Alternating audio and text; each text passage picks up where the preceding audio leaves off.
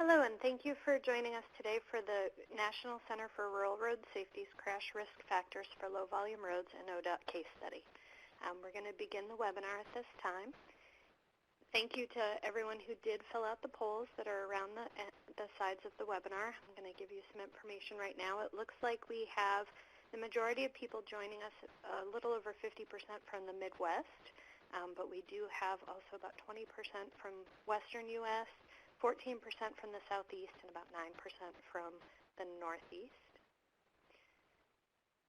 We have most of you joining us by yourselves, but there are a few of you that are joining us in a room with 2 to 3 or 4 to 5 people. And in that case, I would ask if you wouldn't mind sending us an email at info@ruralsafetycenter.org and provide us with the names and email addresses for all of you who are in the room together if you have not registered individually. And that will allow us to have an accurate account of who has joined us today, as well as us be able to provide you with the evaluation, which will allow you to earn CEUs and certificates of completion, and I'll talk a little bit more about that in a minute. Looks like most people are joining us from the computer only, but we do have a few people on the phone as well. I will remind you that if you're on the phone, please keep your computer on mute so that you will not have any feedback. The phone lines themselves are muted automatically.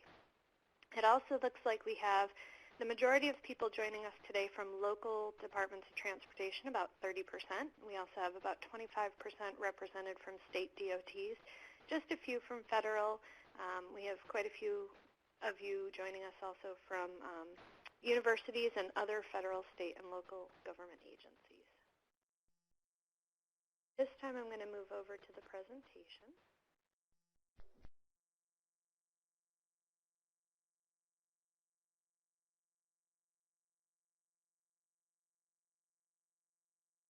Okay, just a few webinar logistics for you. Today's duration is about an hour and a half from 11 to 12:30 Mountain Time. This webinar is being recorded and will be archived on our website. For quality of the recording, please make sure that, like I mentioned, that your computers are muted if you're joining us on the phone as well, and your phones have already been muted for you. To maximize the presentation, up on the top right of your screen, you will see 4 arrows. If you click on that, it will make the presentation the entire view of your screen. At the end of each section, after our presenter has finished, we will be allowing for question and answer. And I also do want to let you know that we will have follow-up surveys or evaluations from this webinar to assess the webinar quality. The first one will be sent to you directly following the end of today's presentation. We will do another one as well in about 3 months, and that one will see whether or not you've been able to use the information that you found on this webinar. As I did mention earlier, we do offer free CEUs and certificates of completion for these webinars. It does take a few weeks for you to receive both of those, as we do wait until the evaluations have closed out completely. But in order to receive those, you will need to fill out the evaluation.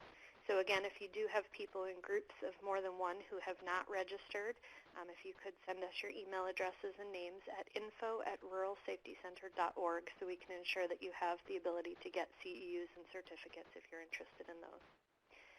Today's presenter for our webinar is Levi Ewan. He is from Western Transportation Institute at Montana State University. Levi holds a master's degree in civil engineering and is a registered professional engineer in the state of Montana.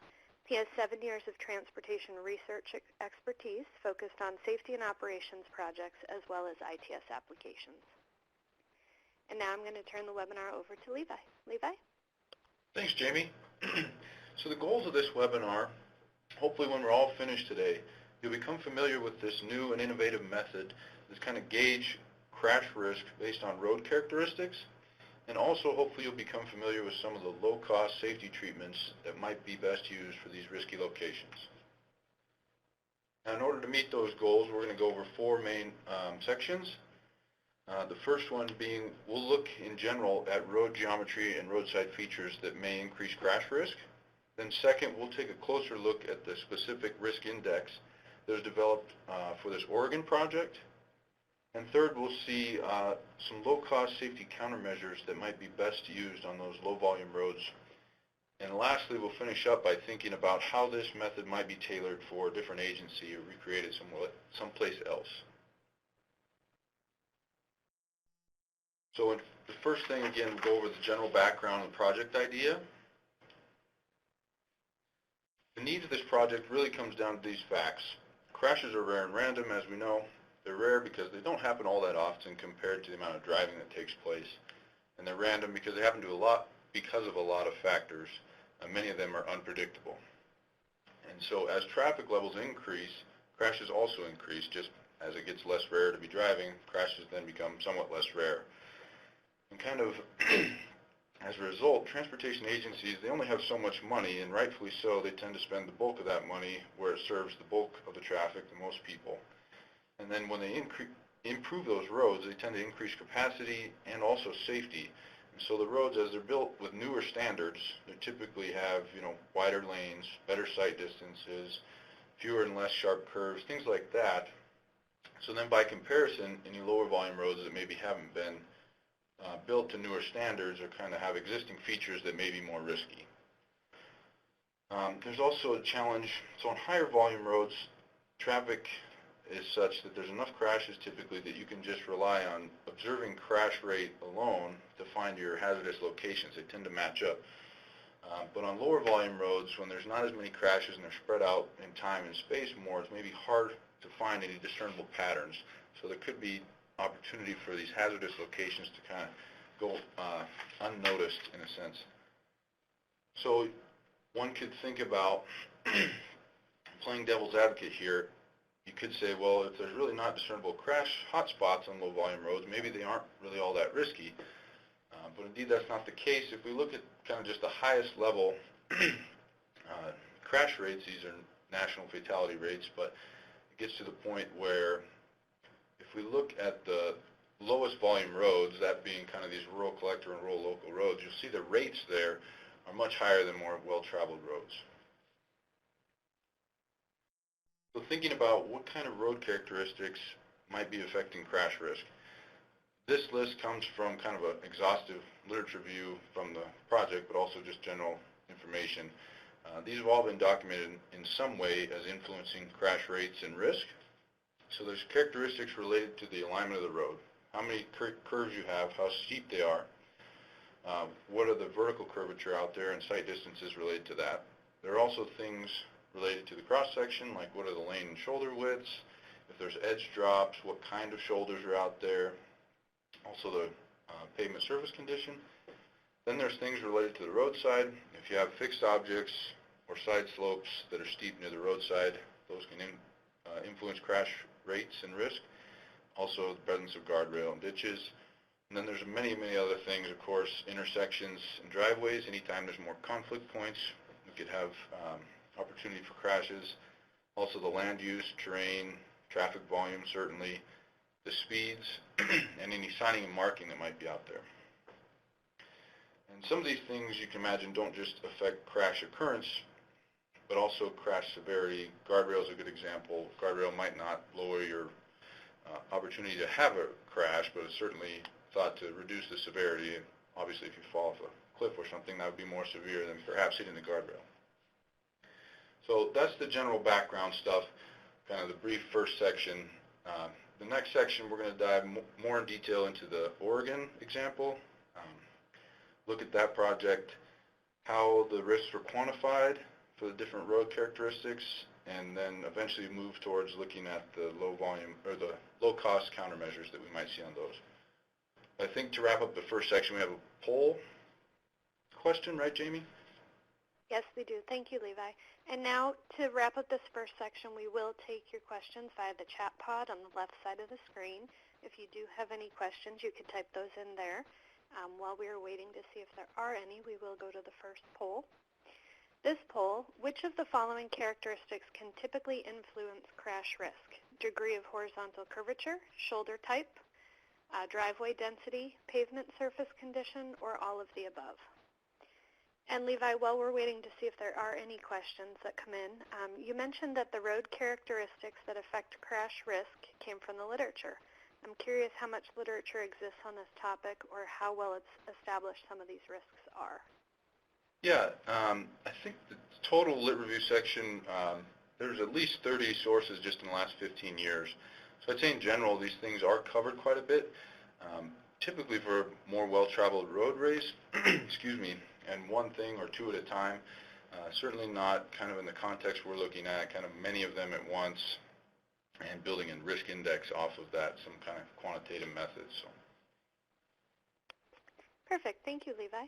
And it does look like everyone has answered our poll. And yep, that makes sense. It looks like everyone got it right.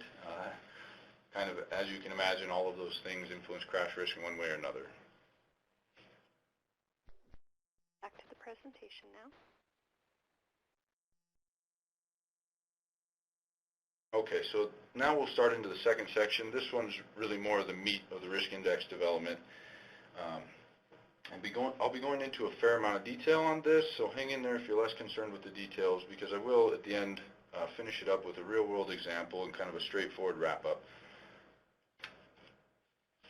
The overall process that was used in this project, we'll go over how the data was collected and what the sample looks like.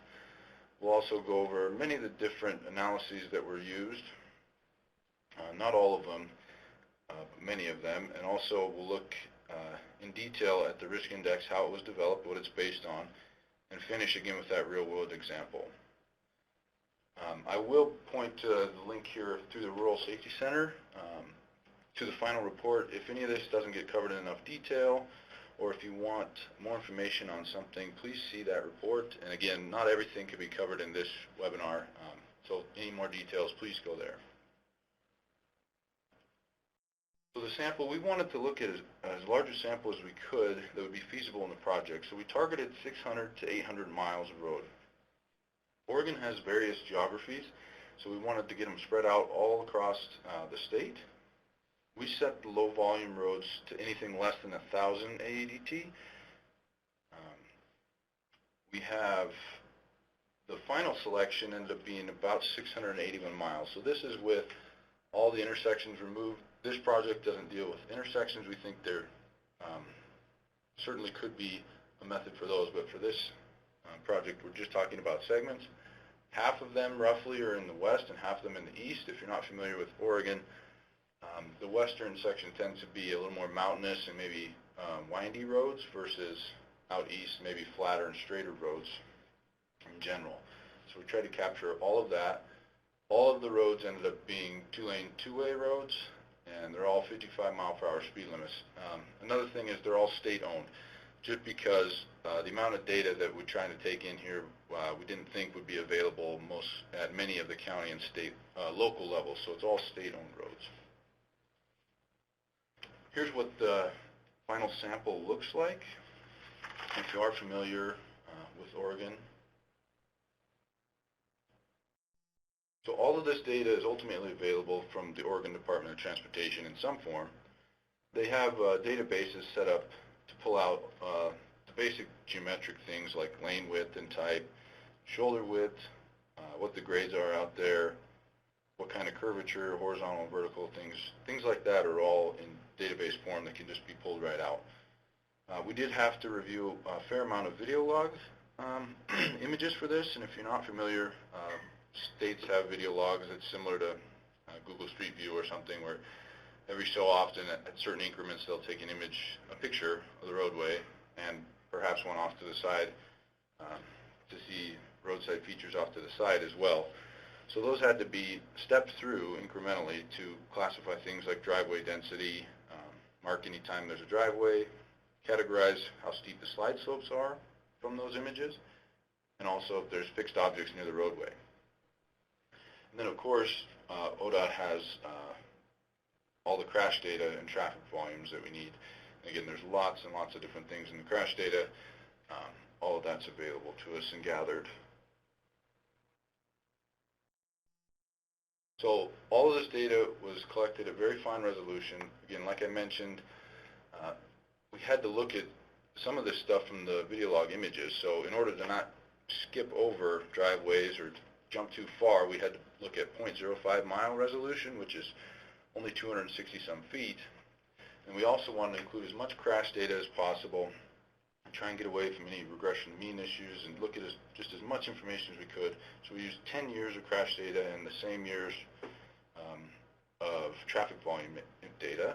So if you think about that, 681 miles at 20 rows per mile is about 14,000 rows, so it's very fine data, and then each one of those 0.5 mile segments has 60-some columns of road information and crash data, so it's a very big, rich data set.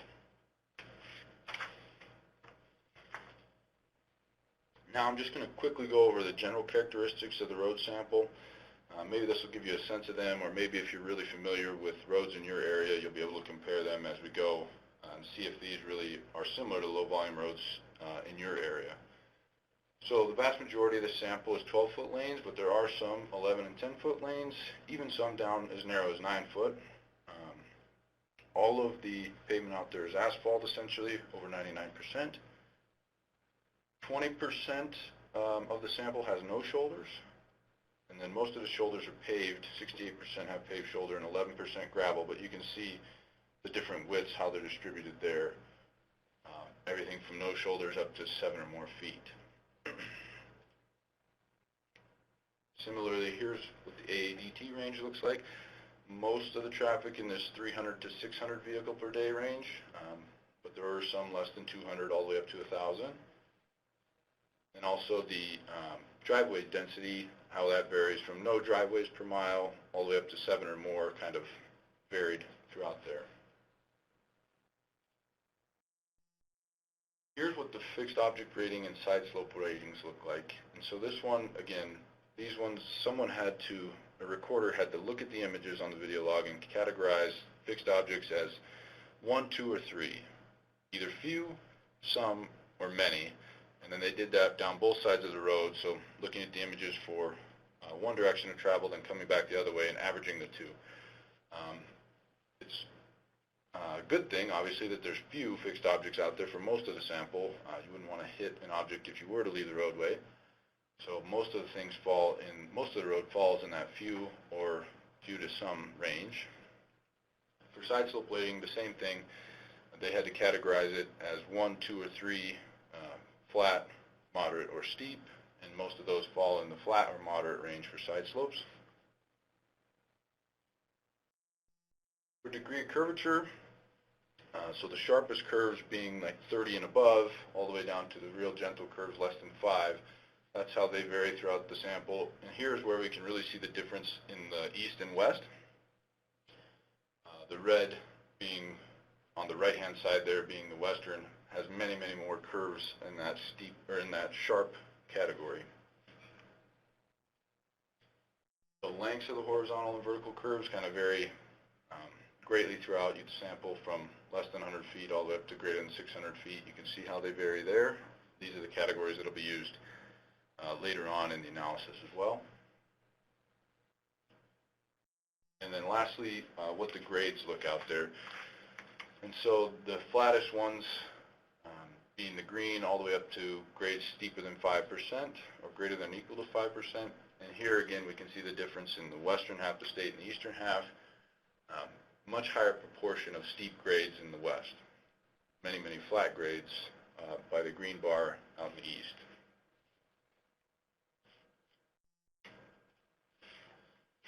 I'll give you just a couple of quick general crash characteristics for the sample. I think there was something like 12 to 1,300 crashes total over the 10 years. Being two-lane, two-way roads, you could probably have guessed that most of them are run-off-the-road crashes, so we have a lot of fixed object crashes and some rollover crashes here. As you can imagine, most of them just involving passenger car, but there were 10% involving a large truck and 11% involving motorcycles, so significant portions. You can also see what the severity looks like. Property damage only crashes being 45%. The different injury severity levels and fatalities making up the rest. And then most of the drivers, of course, being in the 20 to 64 range, but there were 15% of the drivers involved in the crashes being over 65 and 13% being teen drivers. So that's all the general characteristic stuff.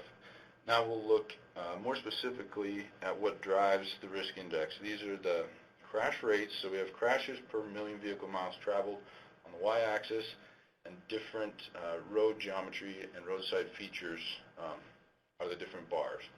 So here you can see for lane width, as you can imagine, the 12-foot lanes or greater have the lowest crash rates, and those increase as we go from 11 to 10-foot lanes. You'll notice the 9-foot lane one is shaded here, so anytime we see a shaded bar from now on, it just indicates, if you recall, that there's not a lot of 9-foot lanes out there. Anytime it's less than 5% of the total sample, it'll be shaded. It's not that that rate is necessarily wrong, it's just that we have less data, and so we have somewhat less confidence in that number. Interestingly, with this one, I think in the literature review, not all of them, but certainly one or two did see something similar, where a 9-foot lane has a little bit smaller crash rate than a 10-foot lane or 11-foot lane, perhaps. It could be due to the fact that drivers kind of perceive this restricted space, and maybe they choose lower speeds or are more attentive. Something like that could be going on. I'm not going to go into this level of detail for all of the crash relationships, but we did look deeper. And so if you take a look at this on the left, for example, we have the proportion of crashes that occur on the road versus off the road. And so you can see many more crashes proportionally happen on the road for the 9-foot lanes versus the wider lanes. If you couple that with the graph on the right, the purple portion shows opposite direction crashes. So again, 9-foot lanes have many more on-road crashes in opposite direction. So that kind of hints at the dangers of these narrower lanes, with traffic patterns having to pass by each other with less lateral clearance. Here's the crash rate relationships for shoulder width. As you can imagine, when you have no shoulders out there, that corresponds to the highest crash rate. That decreases as we get shoulders out to 4 and 5 feet. Again, small sample sizes on the 6 and 7-foot lanes. There's not a lot of those super wide shoulders, but they did show higher crash rates for the sample that we did have. Could be something to do with a very wide total pavement width and drivers choosing higher speeds on those, but I can't say for sure. Here's the crash rate relationship for grade, and again, kind of as you can imagine, in general, as we increase the steepness of the grades out there, we have an increase in crash rates.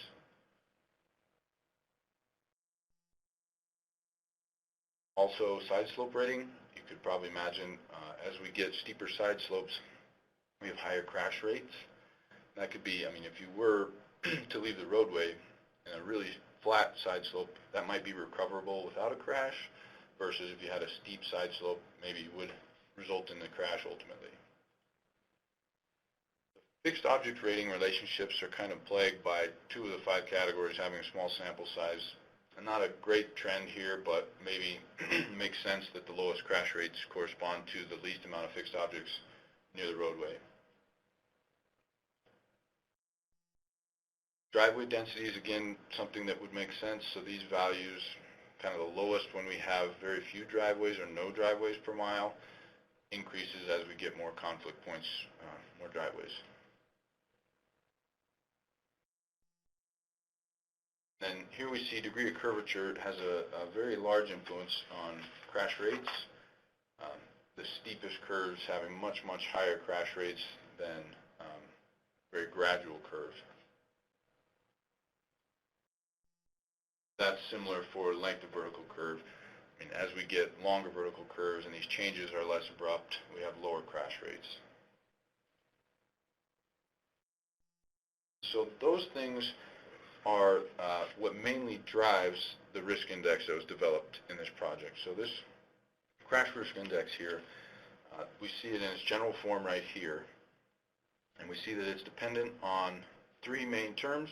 So there's W terms, those are weights, and X terms that are related to geometric and roadside features, also crash history and traffic exposure. So we chose to weight the geometric features as 45% of the overall total crash risk index, 25% for crash history and 30% on traffic exposure. Now, these were just based on the project team's judgment and approved, of course, with the technical panel at ODOT. But you may have reason to think that these could be slightly different. That's fine. But recall that the novelty of this approach really has to do with judging crash risk on road geometries and roadside features. So kind of that first thing. If that were to be lower to some very small number, then essentially you're just relying on crash hotspot analysis again. That may not work well for low volume roads. So the first term, that XG term, we see that that's dependent on weights and Y values for 8 of those different crash relationships, 8 of the different road characteristics that are out there. So DC terms being for degree of curvature, LVC for length of vertical curve, LW for lane width, G for grade, SW for shoulder width, DD for driveway density, SS for side slopes, and FO for fixed objects. So when we think about the weights on these, if all of these influence crash rate equally, then it would be easy. We would just have 1/8 of the total weight attributable to each of them. But as we saw on the bar charts, some of these geometric and roadside features have a much higher influence than others. This, on the left, for example, length of vertical curve, the magnitude of the change between the safest, in a sense, and the least safe, in a sense, categories is much higher than side slope weighting, for instance. So if you just do a weighted average on kind of that most restrictive and least restrictive, the difference between those, then we come up with these weights that you see here. So overall, this XG term is 36% weighted by degree of curvature, 30% for length of vertical curve, 6% on the lane width, 6% on grade, 7% shoulder width, 6% driveway density, 5% side slope, and 4% on fixed objects. So the Y terms that get multiplied by those weights in the XG term, they come basically from the relationships that you saw on the bar charts. These points correspond to the same thing. It's just that these are fit to an index from 0 to 1 and best curve fit, basically, so that we have an equation that we could use to automate the process. But here you can see as you get the sharpest curves, degree of curvature out 45 and above, you're going to get a Y value of 1, so the full effect of that road characteristics, in a sense, towards the risk index. Versus if you have no curvature or very gentle curves, then you're going to have a very low Y DC value.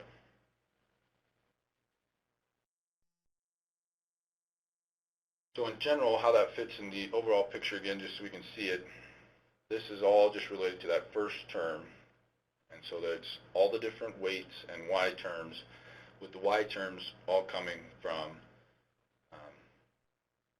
the crash rate relationships that we developed earlier. I realize I skipped a slide. Sorry, I'll go back. This is just another example. So here's what that best curve fit looks like for grade, and the equation that's developed for that. So as you can see, as you get the grades out to 7 or greater, you get the full effect of the YG term, versus if you have no grade, much lower value. I see, so in general, sharper curves are going to increase your XG, which increases your crash risk index. Same thing for shorter vertical curves, narrower lanes, steeper grades, more driveways, steeper side slopes, and more fixed objects. So all those things we're capturing as increasing the crash risk out there. That's all the first term. If we go to the second term, this one's based on crash history, and it's much more straightforward. It just comes from this one relationship. And so this relationship is based on the average crash rate and the critical crash rate for the sample. If you're not familiar, the critical crash rate is defined in the Highway Safety Manual. It uses a statistical level of confidence based on a Poisson distribution. This one's 90%. But basically, if we have a crash rate or crash history that we see is equal to or greater than the critical rate, then we're going to give it the full value of that XC term. And then we have 0 set to half of the average crash rate for this sample, just varying linearly between there. So you can see how crash history is captured, affecting the crash risk. And then the last term related to traffic exposure is defined by this table. This is if you increase in traffic in general, you're going to increase in the XT value, or if you increase the amount of trucks on the roadway, within an AEDT range, you'll increase the XT value. And those cutoffs are based on the average and standard deviation of truck traffic that was found on the entire sample. So just to sum up,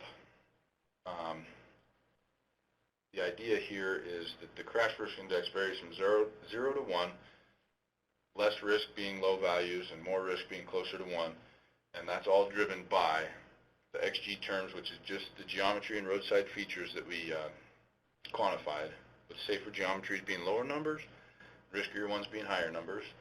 Same thing for crash history. If there's few crashes observed, that's going to be lower numbers, versus if there's more, that's going to get a higher XC value. And then also on the traffic levels that are out there, less traffic being lower numbers and more traffic being higher numbers. So now we'll look at a real-world example. This is Highway 171 in Oregon. You can see it looks fairly curvy and mountainous on the upper right there. And so here in the graph you see the sliding 1 mile crash risk index value in black. And then for comparison, in blue below that, with a different y-axis on the right, is the sliding 1 mile crash rate. And so this is using 10 years of crash data, which is probably more than we look at typically if we were just doing some network screening or something. But even so, we can see that the crash risk index is identifying things beyond what's just obvious in the crash rate. If we look at the far right side of that graph, milepost 49 or so, we see the highest crash risk perhaps based on geometry and all the other things, but the crash rate there, even over 10 years, is only maybe half as much as the most for this 17-mile segment. And again, this is just a 17-mile segment, but you can imagine how this could be applied for an entire network being automated. Then you could have policies that say, anytime it gets over, crash risk index over this value, we need to take a closer look, or something like that. And so that really shows, excuse me, you can see how this gets to the idea of systemic safety for low-volume roads. The crash risk index is finding these riskier geometries, not just based on the observed crashes. And so we know that if there's low volumes and there's not enough crashes, in a sense, happening to find these crash hotspots, then finding risky or hazardous locations is possible through using an index approach like this one. No one from the Oregon Department of Transportation could join us today, but the project champion and traffic services engineer Doug Bish sent over a few points on how they're going to use or think they might use the results of this. The project was finished fairly recently, so I don't think it's fully known yet, but they can see how they could use this to identify some more critical data elements that they would add to their list of fundamental data elements that they would collect, just using more data. And then also, under their current All Roads Transportation Safety Program, they don't have a separate program or pot of funds for low-volume roads, which I think is probably fairly common. So this research will help them re-examine that, see if there's a need for maybe having something like that. He also thinks that local transportation agencies might find it useful in helping them assess the crash risks on their low-volume roads. So to sum up this section, the crash risk index is proactive, and you could apply it in an entire network-wide because it's easy to automate, and it's quantitative and objective. So it crunches a lot of data and doesn't rely on maybe site visits or subjectivity, and those things would really be more time-consuming if you had to go out and do road safety audits maybe manually in the field. I don't think you could apply it to a very wide network as easily. And then It also is going to be easy for us to see what's driving the crash risk at these risky locations and then match that up to some low-cost safety countermeasures. I think we'll get into that in the next section. I think it's time for one more poll question. Thank you, Levi. And it does look like we have a lot of questions coming on the chat pod, which is great, and I'm going to take the time to go through them one at a time with Levi. But if there are any others, please feel free to type those in to the chat pod, and we'll continue to do that. While we are going through some of these questions, I'm going to move over to the next poll and have you guys answer that. Which of the following statements is false? Degree of curvature equals 20 corresponds to higher CRI than degree of curvature equals 5. AADT equals 400 vehicles per day corresponds to a higher CRI than AADT equals 700 vehicles per day. Or crash history equals a critical rate corresponds to higher CRI than crash history equals an average rate. So again, while we're waiting for people to do that poll, we do have some questions. Levi, the very first one that we had for you was, did driveways per mile include intersections? Thanks. No. The intersections, like I said, I may not have covered it well enough. They were removed altogether. I can't recall, something around a half a mile buffer around all the intersections taken out. And so the driveways were really just things that were purely driveways and not categorized in any ODOT database as an actual road intersection. Okay, thank you. And the next question from the same person was, how was side slope determined, 1, 2, or 3? Curious on the instructions given to those collecting the data from the video logs. Yes, good question. So I'm trying to remember. I wish I had it in front of me. There's some guidance related to, I can't recall now. I want to say the rural, there's a hazard index rating. I wish I could pull it up in my mind. Somewhere in the literature, I apologize for not having it right in front of me, there's some guidelines that helped us categorize what we should consider near the roadway for fixed objects as far as clear zone, and also the exact cutoffs for the slopes. So I think, again, it was just the same recorder to eliminate any subjectivity with different people looking at it, but there is a little bit of subjectivity in what's flat, moderate, and steep, and I think that we gave cutoff values, of course, on what those slopes were, but I can't recall them right now. Was it potentially USRAP that you were using? I don't recall, Jamie. I'm sorry. Okay, that's fine. We can follow up with everyone on the webinar after the fact with that piece. Speaking of USRAP, though, I do want to let people on the phone know that we are in talks with the Roadway Safety Foundation to potentially have them do a webinar for us in the future as well on USRAP. So that may be something that you'll see coming up soon. The next question that we had for you was side slope evaluated irrespective of guardrail placement. So we did collect, again, there's a lot more details in the final project and stuff, but we did collect where guardrails were present, and I think those you don't see in any of the risk index or anything right now, but those were taken into account, and yeah, they aren't, if a guardrail's there, I don't think that section is end up being used in categorization of side slopes there. The next question was, how did you determine the segmentation? 36% weight on degree of curve. What if you had a 5-mile segment with one sharp curve in it? Right, okay, so I think, looking at what resolution you want to look at, I mean, if you apply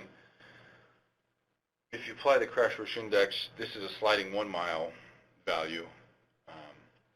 But if you were to look at finer resolution, yeah, so that curve is only plugged in one 0.05 mile segment, and then if it's longer, it spills into the other ones. We did look at crash rates per entering vehicle for curvature as well, and there's more detail on that, but we ended up going with the MVMT approach because it matched better with the different characteristics for all the other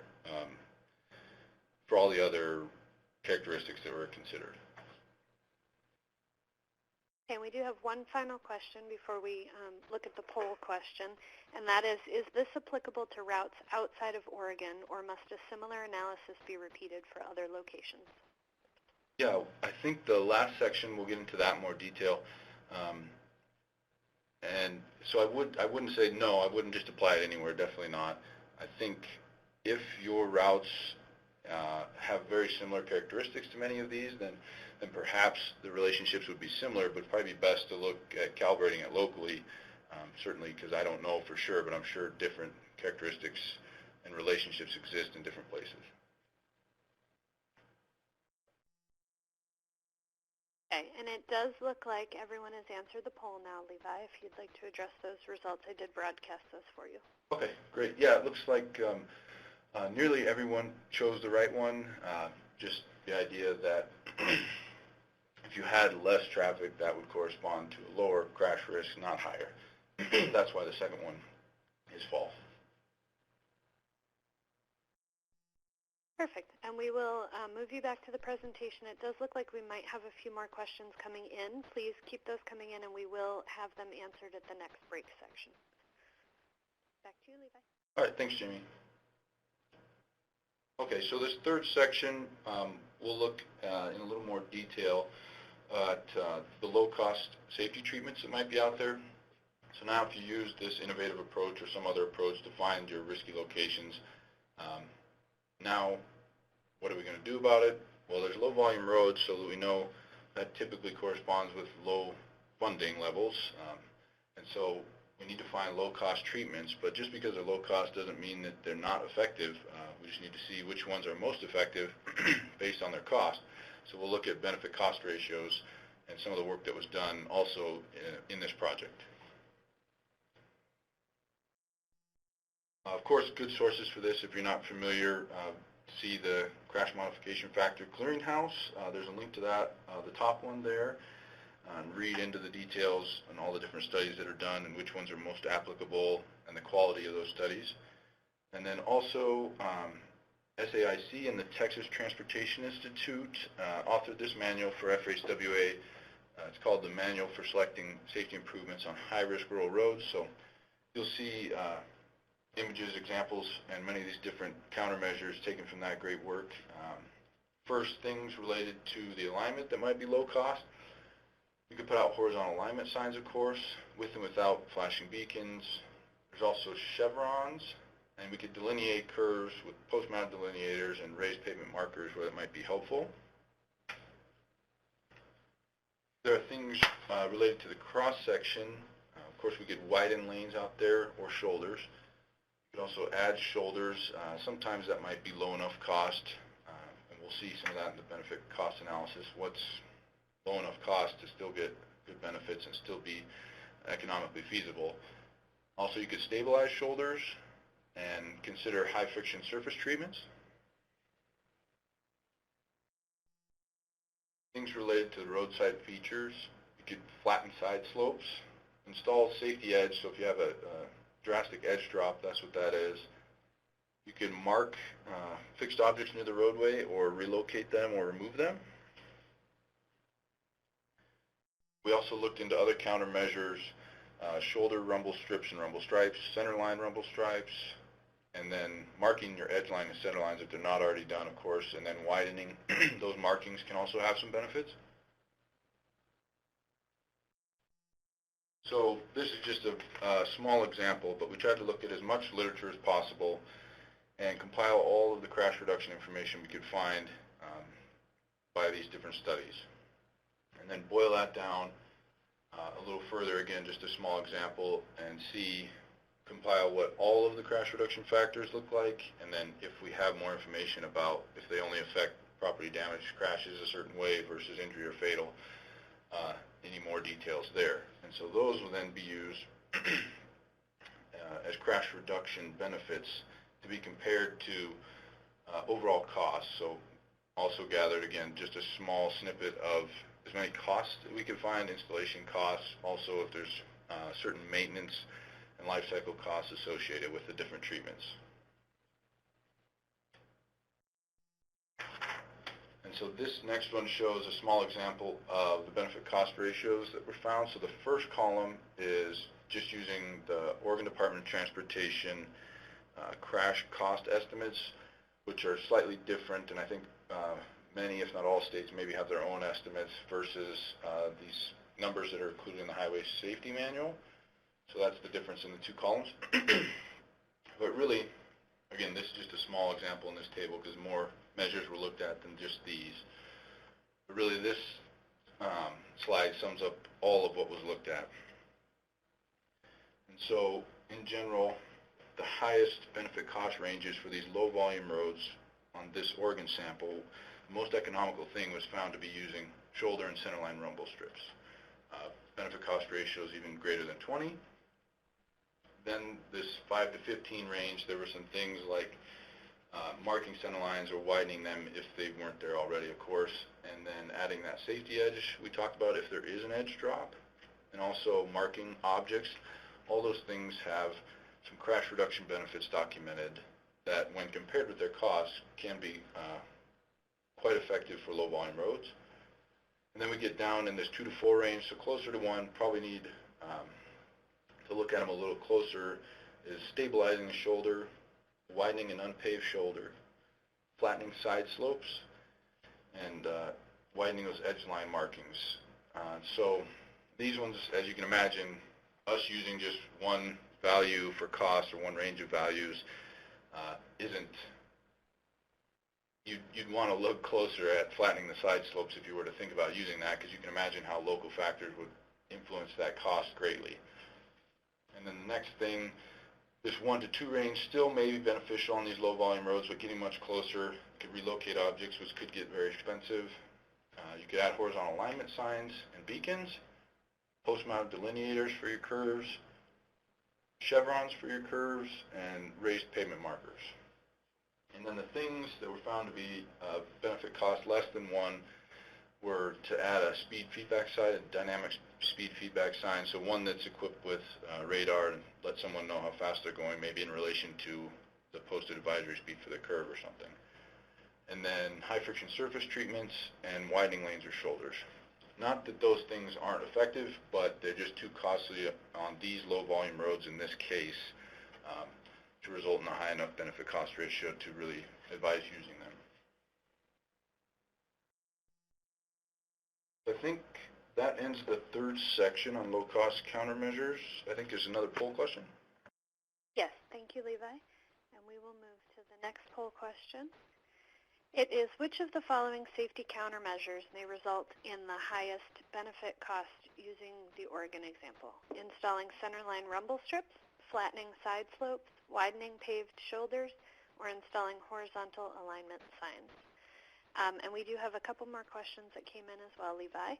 The first one is, what about shared bicycle use? Does it equal more risk? Oregon is the first in the nation to have a scenic bikeway program, and was that considered as part of this project? Thank you. It was not. I learned about that scenic bikeway program after this work was done, actually, and so I'm not an expert. I couldn't say for sure on that.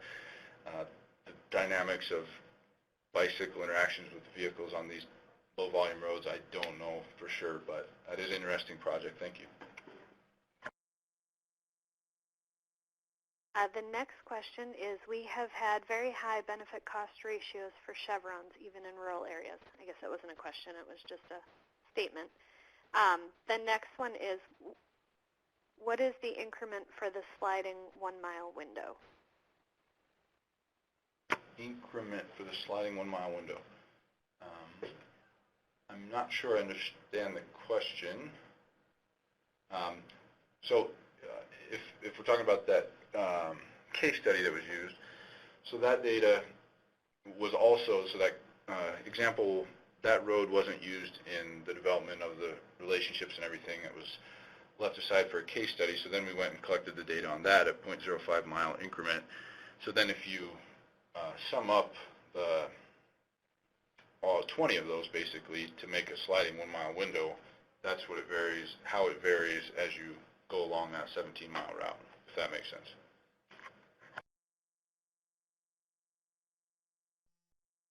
Thank you. And it does look like we've had everyone do the poll question, so I am going to broadcast the results of that for you.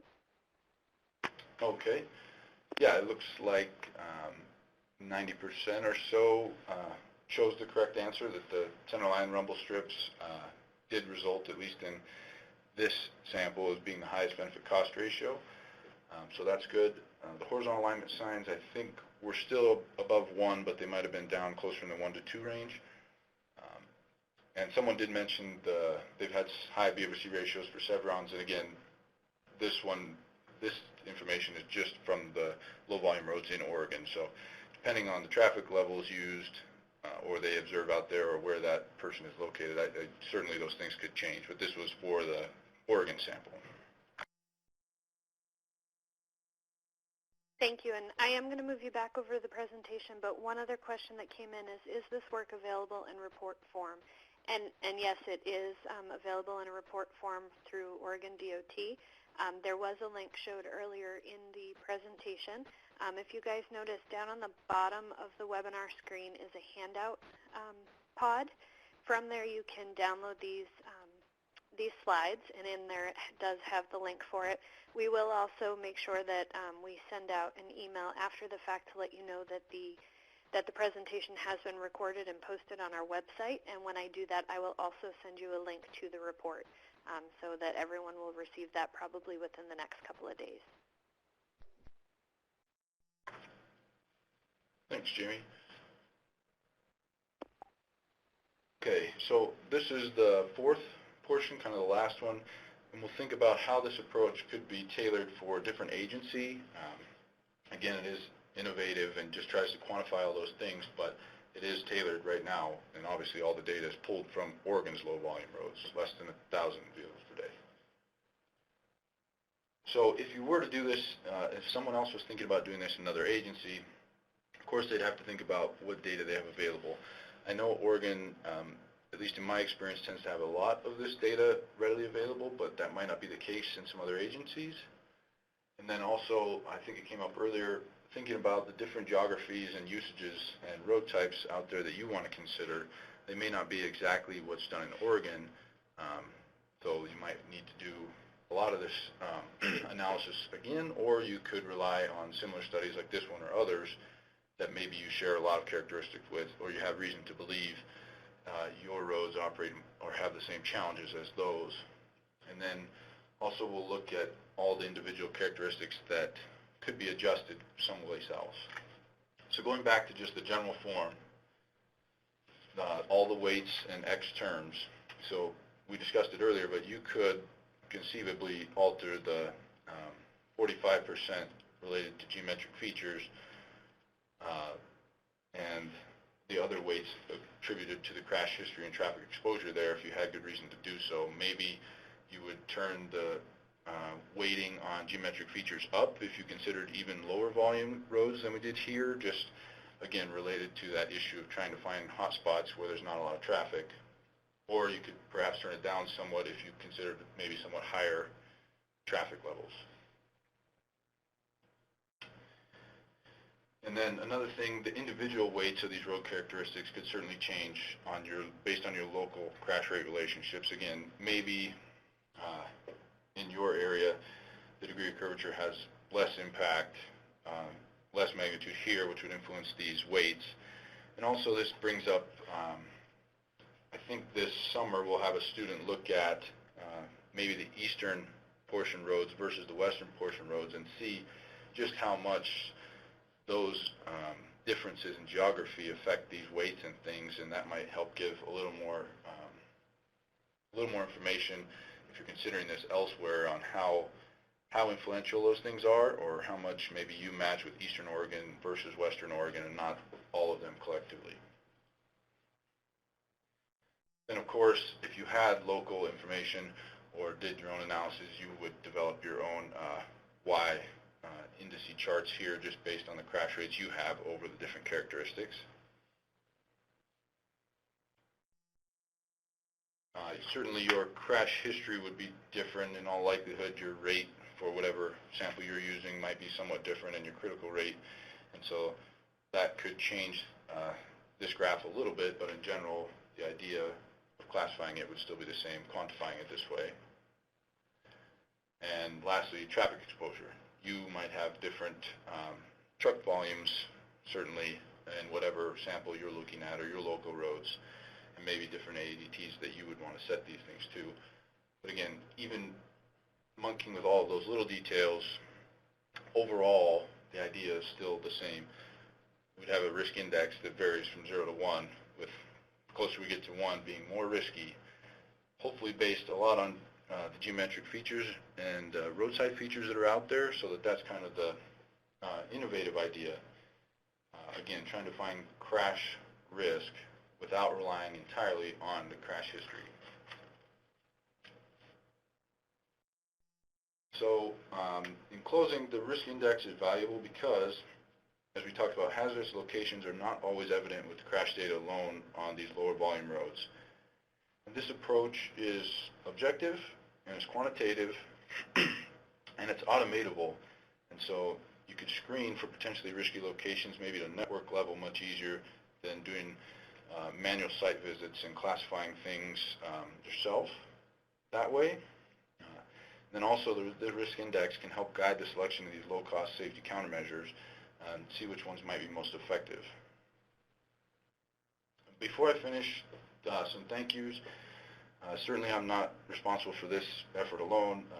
The Oregon Department of Transportation and Federal Highway Administration for the research funding, and then the entire technical panel at ODOT. Thank you very much. Guidance and feedback along the whole way. And then specifically the research team here, Dr. Ahmed Al-Casey is principal investigator, and Dr. Dave Veneziano, who was here for much of the work. He's now at Iowa State University, I believe.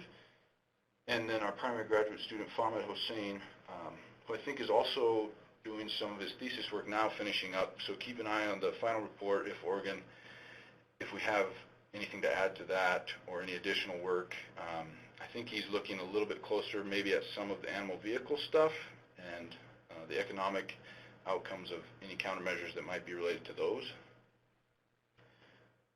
I think with that, we're a little early, but I think we have another poll question and some question and answer time, right, Jamie? Yes, that is correct. So our next poll is, the Oregon Crash Risk Index is applicable to all low-volume roads in the U.S., true or false?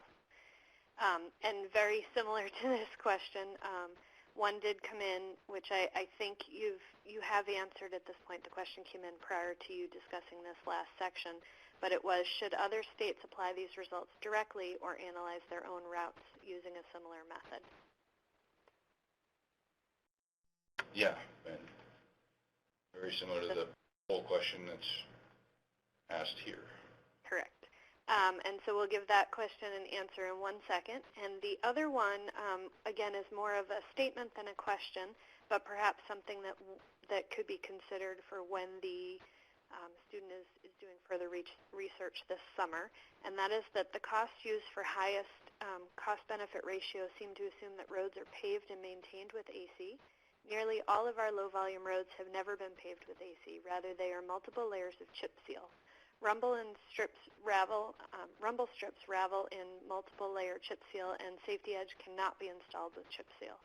I would love to see cost-benefit ratios included for the cost of AC for these safety treatments, and this type of analysis would reflect reality for many counties. So perhaps you could take that back to the researchers and see if something could be done with that. Yeah, thank you very much. That is, I think that would be good, if I understand it correctly. Putting in the cost of paving the road asphalt the first time and adding in those things would be good. And also, just on that general note, this project is just one. Like I said, it's innovative, but there's a lot of opportunity here to make it more sophisticated or alter it or add in other things that hopefully we have time and other efforts to get towards. It does look like at this point that everyone has answered the poll question. It does look like we have a few other comments coming in as well. So after you discuss this poll question, we'll go back to the chat pod. Okay. Yeah, thanks, Jamie. It looks like everyone got it right. Kind of talked about it once, but yeah, obviously it would be best if you looked at your local roads and calibrated them accordingly. Although if for whatever reason the data is not there or not available, then I guess you could start looking at how similar is your situation to some of these other ones that have been studied, and kind of use some of that work that's been done before. But local calibration certainly would be best. The last question did come in. It is, do you evaluate the effectiveness of pavement legend?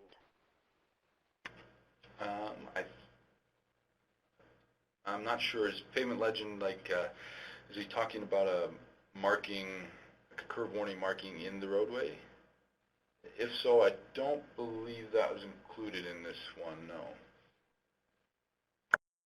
And that question came in from Zena, so if that was not the correct interpretation of your question, if you could please put a little bit more information into the chat pod and we will attempt to answer it for you.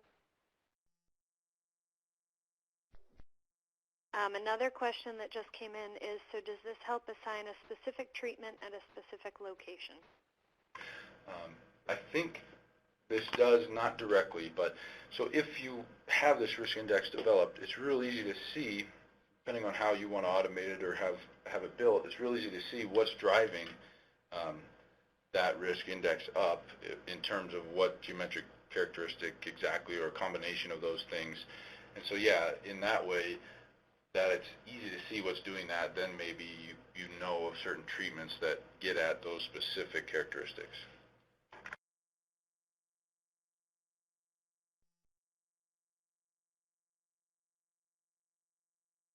Thank you, Levi. I have put the presentation back up if you'd like to. Okay, thank you. And so just to summarize, hopefully you learned, we looked into just general idea of how geometric characteristics and roadside features may correspond to increased crash risk.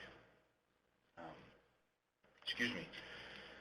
And hopefully you understand some of the challenges on low volume roads specifically, and how it might be good to kind of take in this systemic safety idea and look at more than just crash spots for these low volume roads. And also maybe you learned more than you wanted to know or need more details about the Oregon Risk Index 1, but specifically how that was developed and what goes into defining that risk index and quantifying that. And then also hopefully you found some information about finding low-cost safety treatments that are still effective even though they're low cost on these low-volume roadways. And lastly, think about how this could be applied elsewhere and considerations to take into account if you're going to try and use something like this. And thanks everyone for attending. If there's no more questions, we can keep the discussion open. We do have one more question that came in for you, Levi, and I'm unsure as to whether or not you can answer this if you have not spoken with FHWA about this particular question, but it was, can crash risk index be used to justify HSIP funding?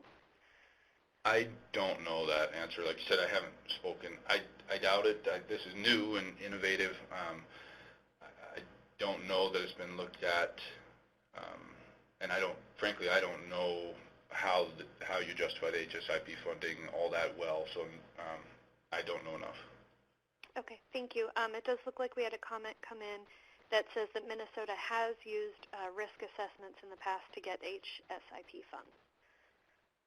Okay, and I know the Minnesota one, if I'm not mistaken, I think they use site visits, and I think there's a protocol for doing something like that as opposed to this that's more automated and different. But yeah, it certainly looks like they did. Okay, and at this point, if there are more comments, you can please feel free to keep them coming in. It looks like Minnesota is saying that no site visit is needed for their risk assessment. And there was another comment that North Dakota has also used this approach for HSIP funding based entirely on systemic safety. So it does appear like crash risk index factors such as this one can be used for HSIP funding. So thank you everyone for answering those for us in the chat pod. Thank you, Levi, very much for presenting today on this Oregon case study. Again, I will send out to everyone who is registered. The evaluation should go out shortly, but the rest of it we will send out within the next day or so once we get it up on our website, the link for the archive, as well as the questions and the link to the report again. We do want to let you know of our upcoming webinars. On May 11th at 11 a.m. Mountain Time, we will be having our next webinar, and it will be an overview of Louisiana's South Central Regional Safety Coalition's program on Destination Zero Deaths, and we will have someone from both the state and the region discussing that program for us. You can register for that currently on our website, and you can always get all of our webinars that are recorded and archived on our website as well. We do have a few training videos that we've put out. Our newest one is the Introduction to Road Safety Culture, and those can also be found on our website. Lastly, we want to make sure that everyone does know about the National Working Summit on Transportation in Rural America that is upcoming in September in Denver, Colorado. The registration for the summit is also now open and available on our website. And if you have any additional questions on this topic that was discussed today, this is Levi's email address, and you can also contact the Safety Center at our 844 number or at info@ruralsafetycenter.org. And again, I do want to thank everyone for spending your time with us today. And you can find out more information about the Safety Center on our website at ruralsafetycenter.org, and also follow us on Facebook and Twitter. So thank you again.